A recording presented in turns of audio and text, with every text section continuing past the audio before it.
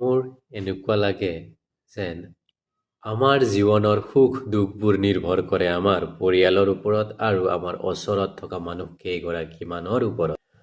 মা দেউতাক একেলগে হাঁহি থকা দেখিলে এনেকুৱা ফিল হয় যেন পৃথিৱীৰ আটাইতকৈ মূল্যৱান বস্তুটোৱেই দেখি পেলাইছোঁ। আকৌ কেতিয়াবা কাজিয়া হ'লে এনেকুৱা ফিল হয় যেন নিজৰ হিয়াই ভাঙি গৈছে পৰিয়ালৰ সকলোৰে লগত আণ্ডাৰষ্টেণ্ডিং ভাল হ'লে মনৰ মাজত এক অদ্ভুত আনন্দৰ বন্যা বৈ যায়। কাৰোবাৰ লগত যদি অকণো কাজিয়া হয় বা বাৰে বাৰে বেমেজালিৰ সৃষ্টি হয় তেতিয়া চাবা মনটো বৰ বেয়া লাগে। পৰিয়ালৰ প্ৰয়োজনত আৰ্থিকভাৱে অলপ হ'লেও কণ্ট্ৰিবিউট কৰিব পাৰিলে কি যে ভীষণ এক তৃপ্তি পোৱা যায়।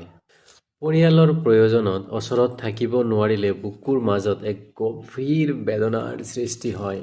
কেৱল মাত্ৰ পাৰিবাৰিক অশান্তিয়ে পৃথিৱীৰ সকলো সুখ শান্তি নিমিষতে শেষ কৰি দিব পাৰে। আকৌ পাৰিবাৰিক শান্তিয়ে বাকী থকা পৃথিৱীৰ অশান্তিবোৰক হাঁহিমুখে ফেচ কৰাৰ মনোবল প্ৰদান কৰি দিয়ে। আমি আচলতে পৰিয়ালক কেন্দ্ৰ কৰিয়েই ঘূৰি ফুৰোঁ।